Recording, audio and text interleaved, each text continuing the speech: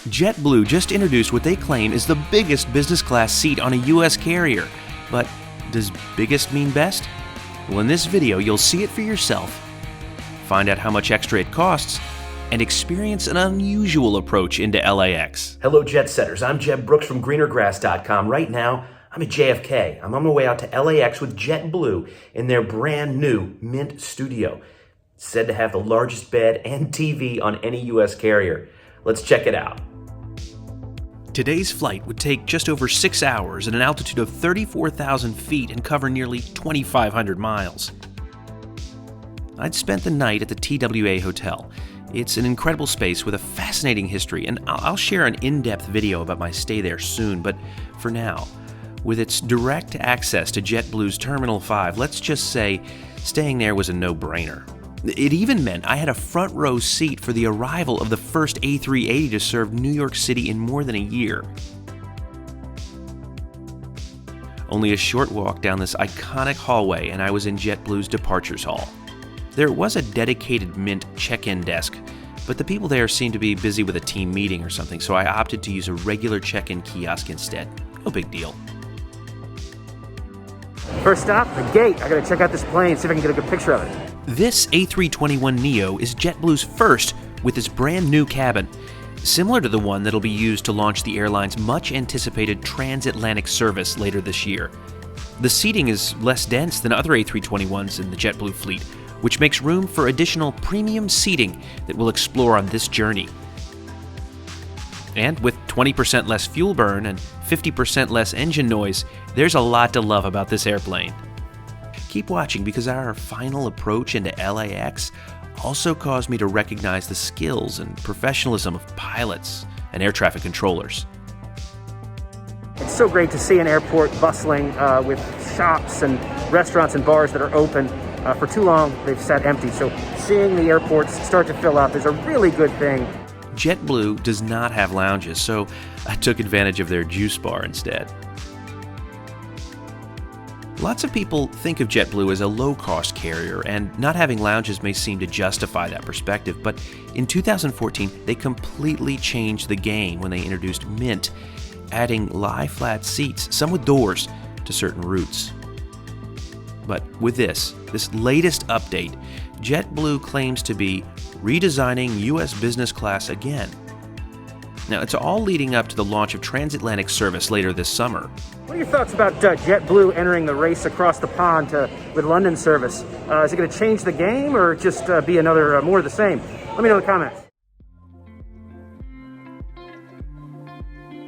So excited, boarding's beginning. Despite the throngs of people eager to get onto the plane, boarding was smooth and my commute was short. The two Mint Studios are available exclusively in row 1. I'd booked 1A. The seat is massive and there was a lot to take in, so let's take a closer look around. The seat itself was very comfortable for the 6-hour and 21-minute flight. The studio has not one, but 2 windows, which unfortunately are sort of behind you thanks to the herringbone arrangement of the seats. That said, the angle doesn't seem to be as neck-wrenching as on Virgin Atlantic. The view forward is nice and feels more like a private jet than a business class seat. And the screen, which again is massive at 22 inches, does not overwhelm the space, but instead it feels really appropriate to it. This cabinet is nice and is an accessible space for storage. Storage is not a problem in this seat. There's another cabinet right here by the window. We'll take a look at the bedding in just a bit. There's a wireless charging device here, but I could not figure out how to make it work. Maybe it just wasn't on yet or something. Well, it was not a problem because there are 2 universal plugs. One has a USB-C charger and the other an older USB plug. Both of them set up just for you. The seat adjustments are here, but the placement proved troublesome. More on that when we're up in the air. The lighting seemed nice, but this was a daytime flight, so it wasn't much use. I could have spent the entire flight reading all the warning signs on the seat. They were literally everywhere.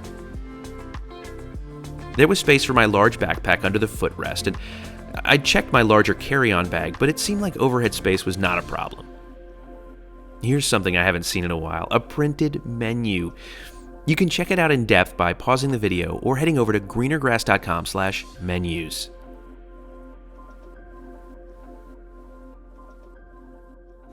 This is pretty comfortable. This is not a bad way to cross the country, and certainly will be a great way to cross the Atlantic when that time comes.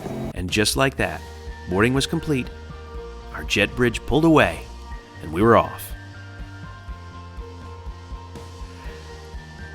For now, you can book this Mint Studio or one of the new Mint suites on flights between JFK and LAX. You'll see the studio appear in the seat selection step of the booking process. You can also book it on flights to London, but those are not slated to start until later in the summer of 2021. In addition to the ticket price, reserving the studio I'm in cost an additional $199 for this cross-country route. The additional fee on London flights is $299. Keep watching to see even more of this space, and then let me know if you think it's worth the extra cost. But this industry-changing cabin configuration will only be available on a small number of aircraft on certain city pairs, so be sure to do your homework to ensure you're getting the seat you're looking for. Once we were airborne, I checked out the entertainment. The interface was slick, and I was even able to pair it with my phone using the Wi-Fi system, dubbed Fly-Fi by the airline. And that Fly-Fi is really fast. It worked seamlessly throughout the flight. I was able to get most of my work done as though I was on the ground. For some reason, the built-in remotes were not working yet, but again, I could use my phone to control it or just touch the screen. Unfortunately, the personalization feature of the IFE was a bit off and I finally gave up. But most importantly, there were plenty of choices and the map was awesome. I wish the adjustments for the seat were in a slightly different spot. I kept hitting them and would move the seat unexpectedly based on where my elbow was. The definition of a first world problem, I know. And speaking of first world problems, there were no headphones in the studio, so I was very glad to have my Bose QC20 headphones with me. By the way, you can get your own if you use this affiliate link. It's a way to support the channel because even though it doesn't cost you anything extra, it means I'll get a small commission, which goes back into making even better videos for you. Get your own Bose QC20s at jeb.flights/Bose. The bedding from Tuft & Needle was soft and included a blanket and a pillow, and somehow it stayed cool to the touch throughout the flight.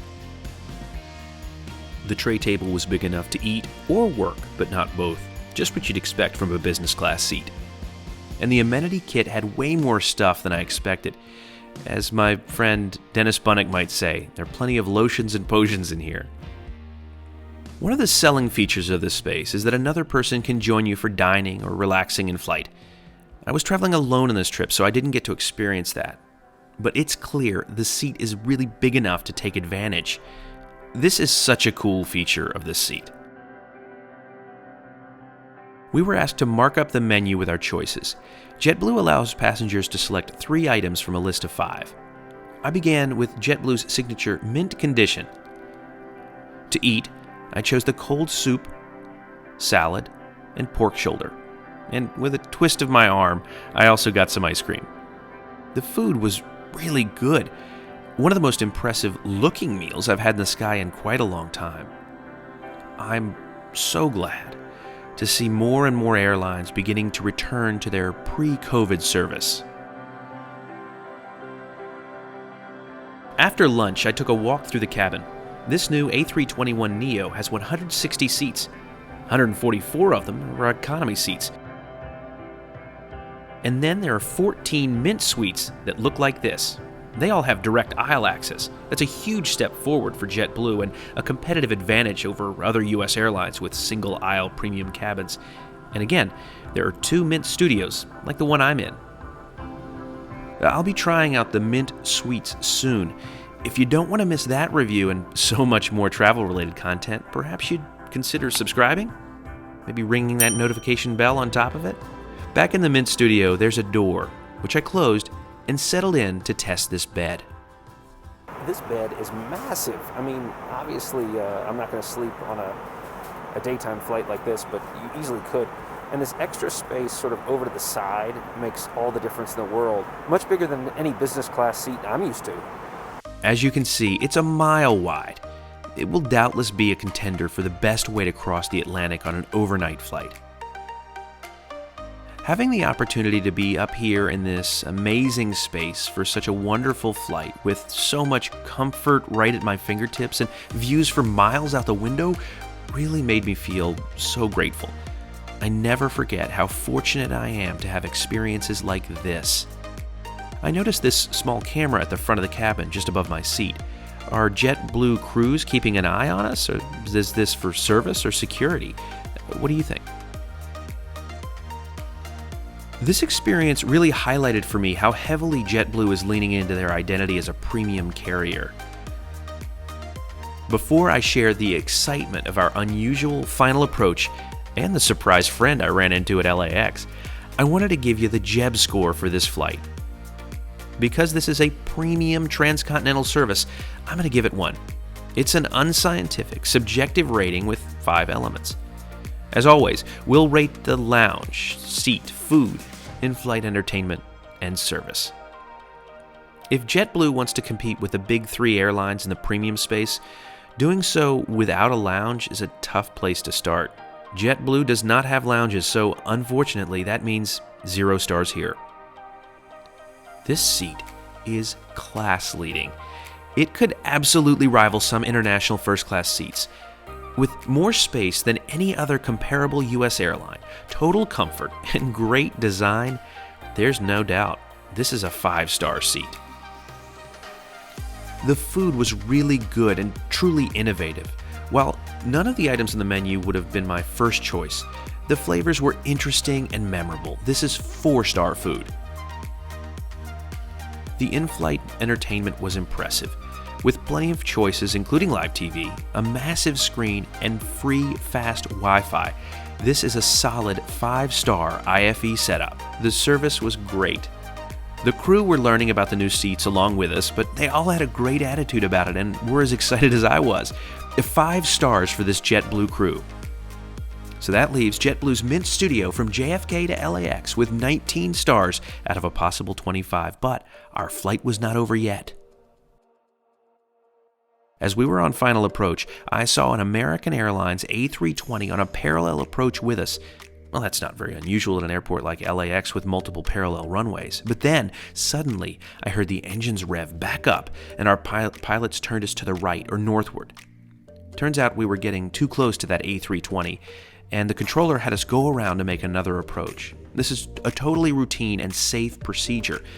But as I mentioned earlier, it served as a reminder to me just how impressive the pilots and air traffic controllers are, who, 24 hours a day, 7 days a week, ensure air travel is the safest mode of public transportation. Plus, I, for one, did not mind a little bonus time in this seat. So, was the Mint Studio worth it? In my opinion, absolutely yes. Having the largest and most comfortable business class seat on a U.S. carrier is a real indulgence. I have no problem saying this is my current favorite way to cross the United States by air, and I can't wait to try it across the Atlantic. But what do you think? Let me know in the comments below. But first, look who I ran into at LAX. How amazing is this? This is one of the reasons I love traveling. I get to run into my friends. So this is Sam Tweet. We've run into each other, I guess, where? Singapore and Dubai, a couple other places, but here in LA after a pretty amazing trip there on JetBlue. Good to see you, Sam. Nice to see you. When are we going to see you on board a JetBlue flight?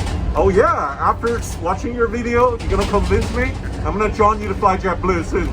Maybe we'll take it on their new transatlantic London service together. Yeah, we're going to need it. We need a flight soon, Yeah, we will. Hey, thanks for watching. Between now and the next time. See you in the sky.